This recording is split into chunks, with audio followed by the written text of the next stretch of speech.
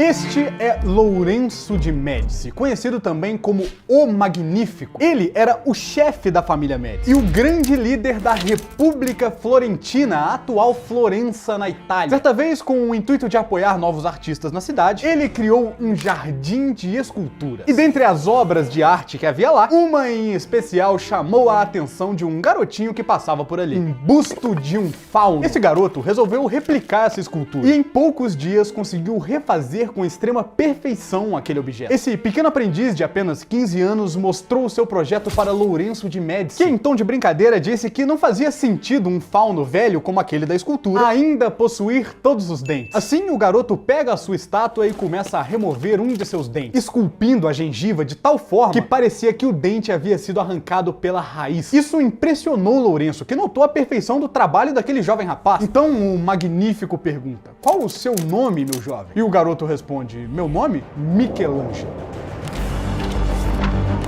Ninguém sabia naquela época, mas eles estavam de frente para um dos maiores artistas da história da humanidade. Aquele pequeno menino que havia esculpido algo com tamanha perfeição seria capaz de fazer algumas das obras mais incríveis já criadas por mãos humanas. Este era um gênio à frente do seu tempo, e é por isso que nós vamos entender a sua vida e sua obra por completo hoje no Biografando Michelangelo. Oi, eu sou o Tinoco e Michelangelo di Lodovico Buonarroti Simoni nasceu no dia 6 de março de 1475, na pequena cidade de Caprese, na Itália, que inclusive atualmente se chama Caprese Michelangelo. Quando sua cidade natal muda de nome por sua culpa, você tem que ser no mínimo cabuloso. Filho de Lodovico e Francesca, sua infância já foi inacreditável. Como toda criança em 1400, ele tinha uma chance enorme de ir logo pro beleléu, e em diversas vezes ele quase foi. Teve uma vez que a mãe do Michelangelo estava andando de cavalo com ele no colo, quando os dois tomaram um capote absurdo, mas felizmente não tiveram um único arranhão. Outra vez, seu irmão, que dormia no mesmo berço que ele, teve uma doença fortíssima, que inclusive o levou a óbito. Mas o Mika não, ele ficou firme e forte.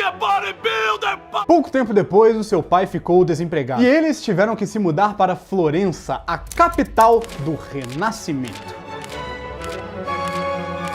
A Renascença foi marcada por um desenvolvimento insano em todas as áreas da sociedade, dando nome a grandes personalidades históricas dessa época, desde Leonardo da Vinci, Maquiavel, Shakespeare e até o próprio Michelangelo. Esse período marca a transição da Idade Média para a Idade Moderna e surge exatamente como uma oposição a esse pensamento medieval que ainda existia. No lugar da crença mística, a filosofia e a ciência começaram a iluminar o poder da razão na sociedade, o que verdadeiramente transformou o nosso mundo. E esse é o contexto que cresce o jovem Michelangelo, mas enquanto o mundo se via em constante desenvolvimento, a vida do pequeno Misha ia de mal a pior. Aos 6 anos, ele perdeu a sua mãe, e agora ele, seu pai e seus 4 irmãos têm que aprender a viver a vida sem o doce abraço de quem eles tanto amavam. Mesmo sendo patrícios, isso não significa que a família dele era rica, tanto que eles estavam prestes a perder o seu título de nobreza, sendo rebaixados a plebe. Seu pai fazia de tudo para dar algum tipo de suporte aos seus 5 filhos, e Michelangelo sempre era enviado para estudar com Francesco da Urbino, um pintor italiano com quem aprenderia gramática, latim e matemática. Mas, como toda criança, ele não tinha o menor interesse em nenhuma dessas matérias e se sentia fortemente atraído pela pintura. Ele nunca perdia a oportunidade de desembolar um desenho aqui e ali, e isso só cresceu ainda mais quando ele conheceu Francesco Granatti, um outro pintor que veio a ser o seu mestre alguns anos depois. Granatti decidiu incentivá-lo e deu a ele um suporte inicial que foi essencial para ele perceber que era realmente bom naquilo. Seu pai não o apoiava, e quando viu que seu filho estava pintando ao invés de estudar, o repreendeu, espancando o garoto. Diante de tamanha repressão, Michelangelo, ao invés de apenas aceitar as ordens de seu pai, ficou ainda mais decidido a buscar a sua paixão e focou no estudo da pintura até os seus 14 anos, quando ingressou como discípulo de Domenico Ghirlandaio e seu irmão,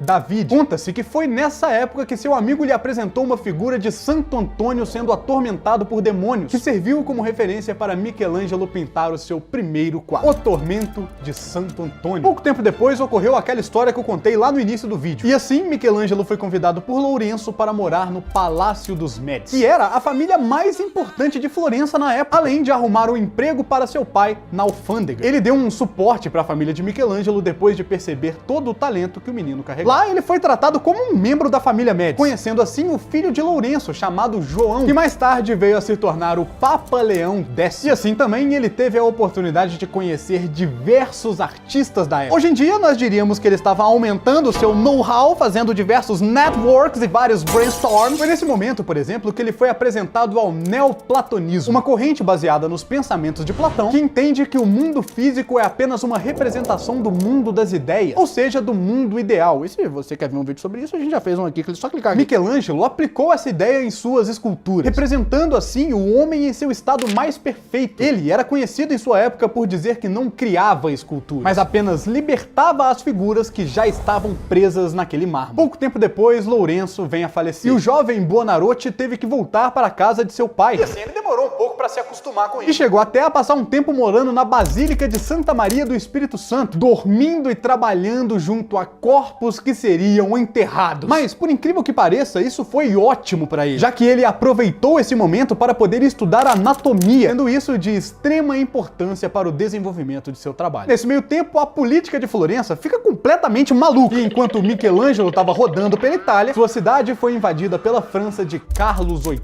E depois de um monte de treta, foi instituída uma república democrática, liderada pelo padre Girolamo Savonarola, que pediu para que Michelangelo fizesse alguns trabalhos para ele. Esses trabalhos começaram a extrapolar as barreiras de Florença, chegando até a cidade mais importante da Itália, Roma. E foi lá que a vida de Michelangelo mudou para sempre.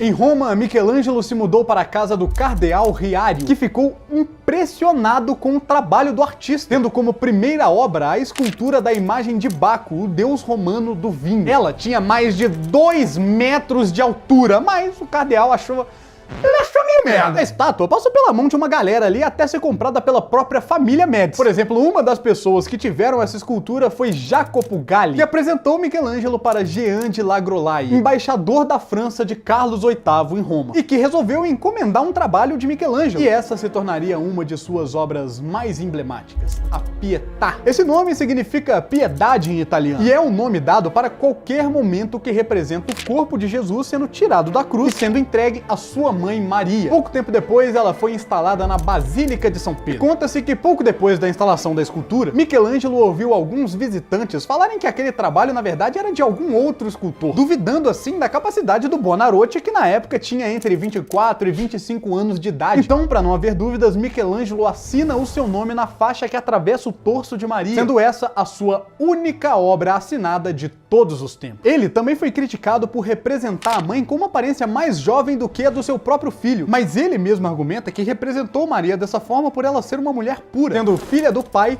mãe do Filho e esposa do Espírito Santo, as 3 expressões de Deus de acordo com a doutrina da Santíssima Trindade. Enquanto Jesus recebeu o corpo de um homem comum, submetido a todos os pecados que um homem pode cometer. Com essa obra inacreditável, Michelangelo começou a ficar famoso e a receber outros pedidos, como por exemplo de esculpir 15 estatuetas para um altar. Mas esse precisou ser parado logo no início, já que a Catedral de Santa Maria del Fiore fez um pedido ainda mais inusitado e que marcou a história de Michelangelo para sempre: a estátua de Davi.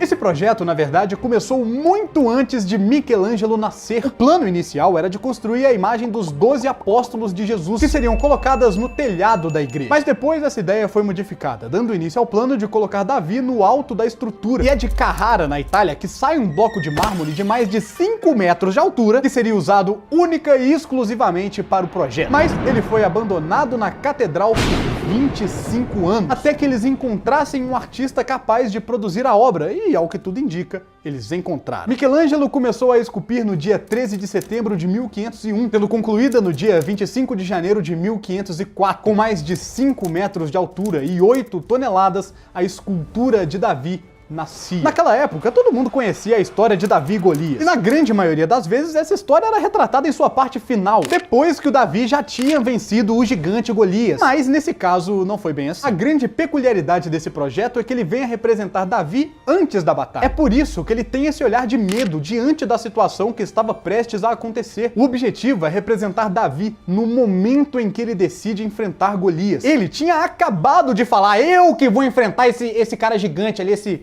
Esse cara, ele é bem musculoso. Esse cara aqui é grande, hein, mano? Mas ela tem um erro que foi feito de propósito. Como o objetivo era que a estátua ficasse no topo da catedral, Michelangelo fez as mãos e a cabeça de Davi maior do que deveria ser, pois ele pensou que as pessoas veriam ela de baixo pra cima, ficando proporcional nesse ponto de vista. Acabou que a estátua ficou tão insana que a galera resolveu instalar ela na frente do Palácio della Signoria, que era basicamente a sede do governo de Florença. Só que a galera da época começou a avacalhar a estátua, jogando pedras nela da mesma forma que Davi fez com Golias. Isso deu até mesmo algumas quebradas em algumas partezinhas dela, tendo de ser removida de lá e sendo instalada novamente na Galleria della Accademia em Florença, onde ela se encontra até hoje. Pouco tempo depois, Michelangelo foi chamado para pintar uma parede que ficava na frente de onde Davi havia sido instalado. E o objetivo era representar uma batalha histórica da cidade. Assim, Michelangelo escolhe a Batalha de Cassina. Mas com o objetivo de dar um clima de competição na parada, o governo resolveu chamar Leonardo da Vinci para pintar a parede oposta à de Michelangelo. Os dois se odiavam legal nessa época, que um achava o trabalho do outro meia boca. Da Vinci, nessa época, já tinha os seus 53 anos de idade, enquanto Michelangelo ainda era um jovem rapaz. Essa história tinha de tudo para ser uma das mais inacreditáveis de todos os tempos. Pena que nenhum dos dois concluiu o projeto. Da Vinci desistiu depois de alguns problemas com as tintas usadas, e Michelangelo recebeu uma proposta ainda mais interessante. Ele foi chamado pelo Papa Júlio II, que queria uma magnífica tumba com 40 estátuas para ser enterrado depois de sua morte. Michelangelo então vai até Carrara novamente, onde passa 8 meses buscando mármore perfeito para o projeto. Aqui nós conseguimos ver como ele era cuidadoso para escolher o material que seria trabalhado, indo até as minas para escolher a dedo o mármore. Depois, Júlio mandou Michelangelo até a Basílica de São Pedro para escolher um local apropriado onde ficaria a obra, sabendo que a igreja seria reconstruída já que ela havia sido atacada há alguns anos antes. Pouco tempo depois, o Papa desistiu do projeto, mas Michelangelo não tinha feito tudo isso à toa não. Ele resolveu participar da reconstrução da igreja, e hoje em dia nós sabemos que grande parte dela foi projetada pelo próprio Michelangelo. Obviamente, ele ficou boladíssimo com o projeto inacabado e resolveu meter o pé, o que deixou o Papa também bolado. E depois de algumas desavenças, Júlio resolveu ir atrás do Mick, que falou pra ele que nunca mais voltaria. Isso tudo também mostra como Michelangelo tinha uma personalidade forte, porque naquela época não era todo mundo que podia negar uma ordem do Papa, não. Mas as coisas não ficariam assim e os dois conseguiram voltar a se acertar. Não passou muito tempo até que outro projeto foi encomendado pelo Papa, uma estátua sua feita de bronze que seria colocada na entrada da igreja de São Petrônio. Os caras tinham pouco ego na época, né? Ele fez o projeto inteiro da estátua em 16 meses, mas pouco tempo depois ela foi destruída por invasores da cidade. Assim nós chegamos em 1508 e o Papa surge com mais uma ideia para o escultor. Só que o problema é que dessa vez não seria uma escultura, mas sim uma pintura. O Papa pediu para que Michelangelo pintasse o teto da Capela de Sisto IV, que mais tarde ficou conhecido como a Capela Sistina. Quando o Papa chegou para ele com esse pedido, Michelangelo estranhou e ficou bastante relutante em aceitar o projeto, já que, segundo ele, pintar não era bem o seu maior talento. Tanto que ele chegou até a indicar um outro cara para fazer esse projeto, Rafael, mas o Papa não quis nem saber e disse que era ele mesmo que ia fazer isso tudo. Esse trabalho é até hoje o maior afresco contínuo do mundo, com 540 metros quadrados. Para alcançar o teto da Capela Sistina, que ficava a mais de 13 metros do chão, Michelangelo projetou o seu próprio andaime. Ele pintou toda a capela olhando para cima, o que deve ter rendido pro Michelangelo um belo torcicolo no pescoço. O teto da Capela Sistina é uma única obra cheia de personagens e eventos do Antigo Testamento. As 9 pinturas no centro são cenas do livro Gênesis, o primeiro livro da Bíblia, dividida em grupos de 3. Acima do altar, Buonarroti começa retratando a criação, passando pela história de Adão e Eva e terminando em Noé, acima da entrada da capela. E é mais ou menos ali no meio que nós temos a criação de Adão, possivelmente a pintura mais conhecida de Michelangelo. O significado dessa pintura me intriga de uma forma inimaginável. Isso porque ela pode representar duas coisas completamente opostas. A criação de Adão pode tanto ser a criação do primeiro homem, Adão, quanto também sobre algo criado por ele. No caso, a criação de Adão seria Deus. Mas assim, só de você ver o tamanho gigantesco dessa obra, você deve imaginar o trabalho que ela deu. Ela inclusive começou a mofar no início da pintura, o que deu um monte de problema. Ele quis parar, não deu certo, aí o Papa ficou enchendo o saco dele pra entregar logo essa parada, enfim. Depois de 4 anos pintando, Michelangelo finalmente termina o teto da Capela Sistina, criando assim uma das obras mais impressionantes da história humana. Terminando esse projeto, o Papa pediu para que ele voltasse a trabalhar em sua tumba. E, ironicamente, pouco tempo depois, ele falece. Assim, o projeto fica na mão de 2 cardeais de sua confiança, e resolveram deixar tudo um pouco mais simples, fazendo apenas 3 estátuas. A primeira era o escravo moribundo, a segunda, o escravo rebelde, e a terceira, e possivelmente seu maior trabalho como escultor, Moisés. Essa obra tem pouco mais de 2 metros de altura e representa Moisés sentado segurando os 10 mandamentos. Curiosamente, ele é representado com alguns chifres na cabeça, mas isso deriva de alguns erros de tradução da época de Michelangelo. A palavra Caran no Renascimento era traduzido para chifres, enquanto hoje nós sabemos que ela na verdade significa brilhante. Michelangelo conseguiu esculpir essa obra com tamanha perfeição e nível de detalhe que ele mesmo ficou impressionado com seu próprio trabalho. Conta-se que ao terminar a escultura, Buonarroti bateu com sua marreta no joelho direito de Moisés e exclamou em italiano: "Perché non parli?", ou seja, por que você não fala? O nível de detalhes do projeto é tão absurdo que, por exemplo, a estátua apresenta esse músculo aqui, que é o músculo fusiforme e extensor do dedo mínimo, que só aparece quando você está levantando o dedinho, e adivinha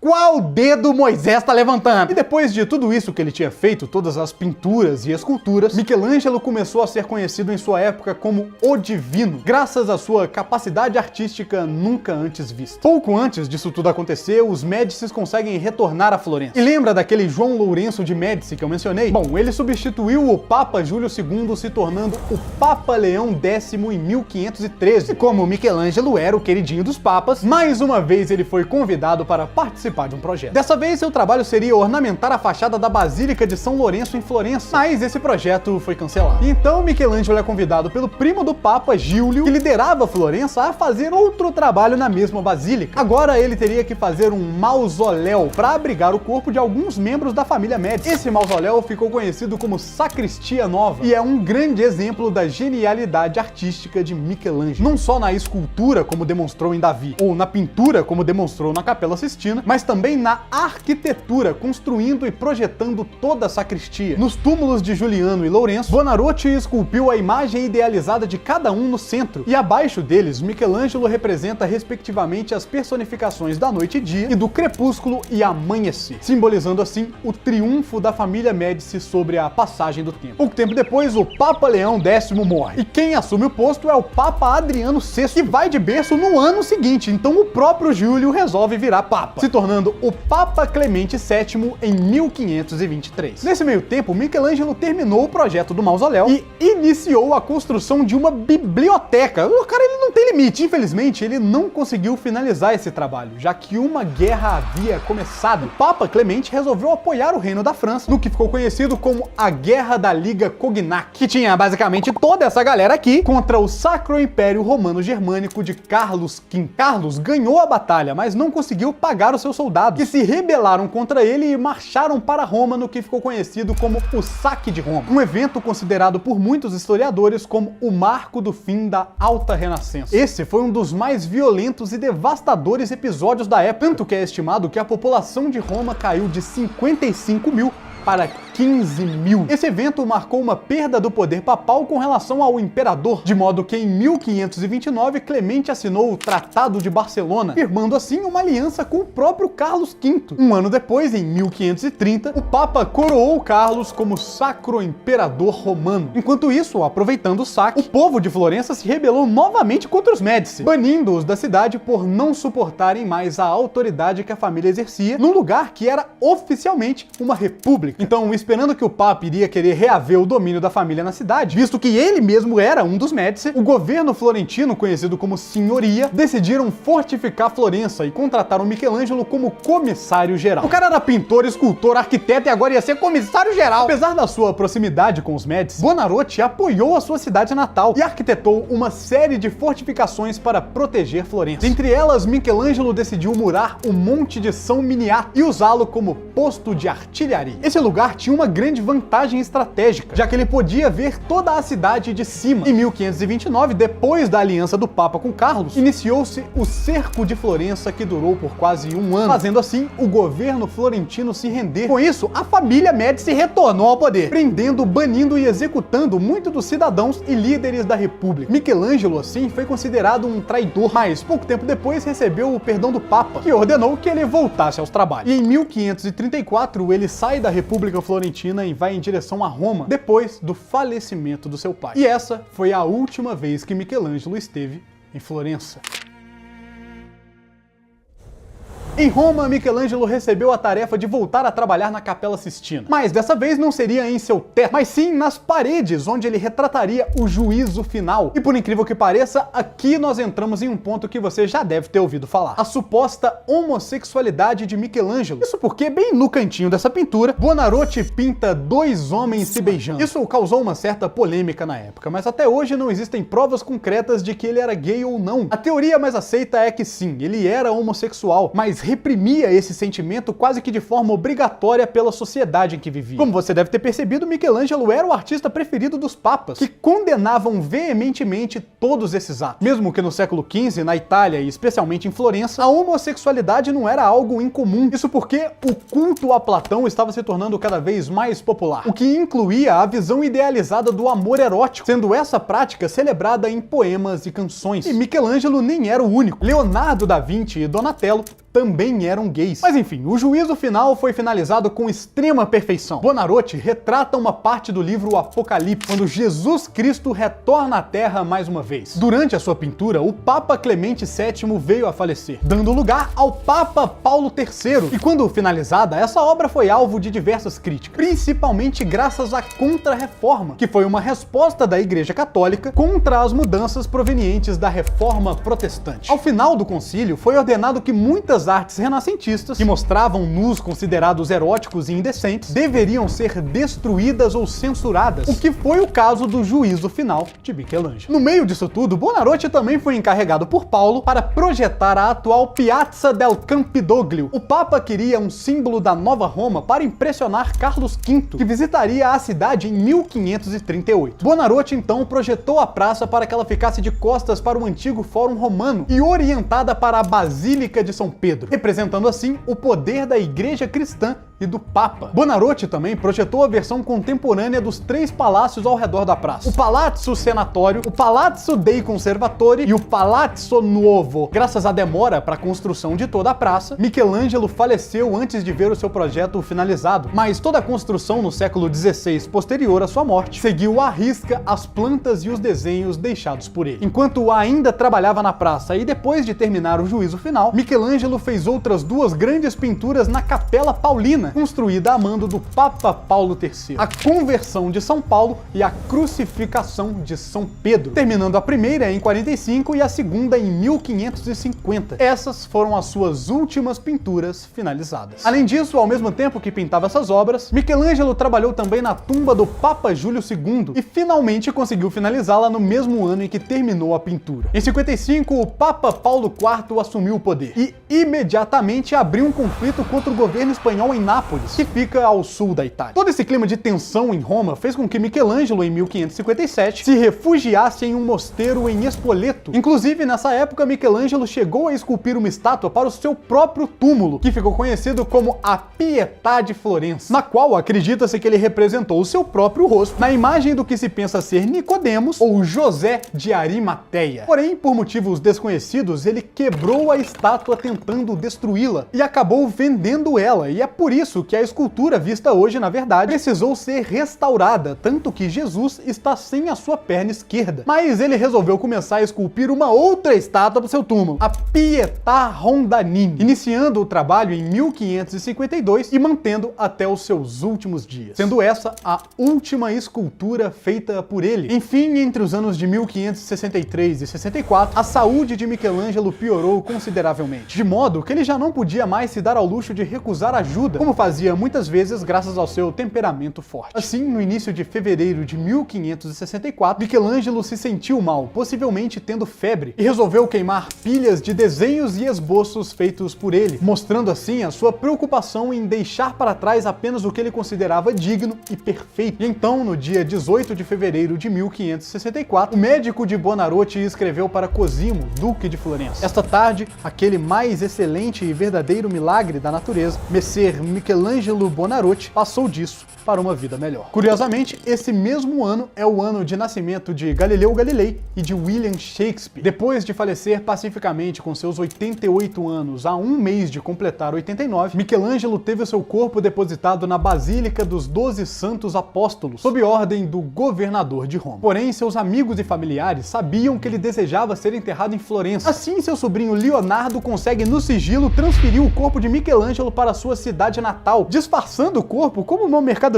comum. Tudo isso para o Papa e o governo de Roma não conseguirem impedir. O cadáver de Michelangelo chegou então à alfândega de Florença, mesmo local que seu pai um dia trabalhou, e dali foi levado para um oratório, até ser transferido no dia seguinte para a Basílica de Santa Cruz, onde se encontra até hoje. E é nela que também estão os túmulos de Galileu e Maquiavel. De acordo com os registros históricos, Michelangelo escreveu apenas 3 simples frases para o seu testamento, deixando sua alma para Deus, o seu corpo para a terra e os seus bens materiais para os parentes próximos. Com centenas de trabalhos feitos, Michelangelo acumulou uma enorme fortuna durante a sua vida. Mas, como ele mesmo disse para o seu discípulo Condive, por mais rico que eu tenha sido, eu sempre vivi como um homem pobre. Após a sua morte, a Academia de Belas Artes de Florença lhe elegeu o primeiro acadêmico, chefe, pai e mestre de todos. Michelangelo é, sem sombra de dúvidas, um dos mais incríveis artistas que já pisaram na face da Terra. Suas obras transcendem os séculos, trazendo emoções até os dias de hoje. Desde os afrescos no teto da Capela Sistina até a poderosa forma de Davi, Michelangelo soube capturar a mais delicada essência humana. Em cada pintura, cada escultura, cada mármore escolhido a dedo, Buonarroti depositou ali a sua genialidade. E hoje, Michelangelo não vive apenas nas galerias de museus, mas também no coração de todos aqueles que foram tocados pelo seu legado divino. A humanidade nunca mais foi a mesma depois que surgiu ao mundo Michelangelo de Lodovico Buonarroti Simoni.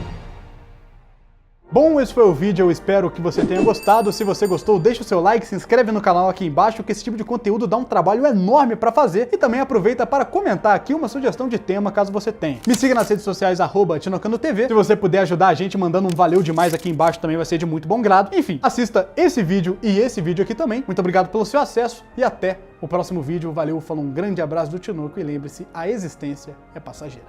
Tchau!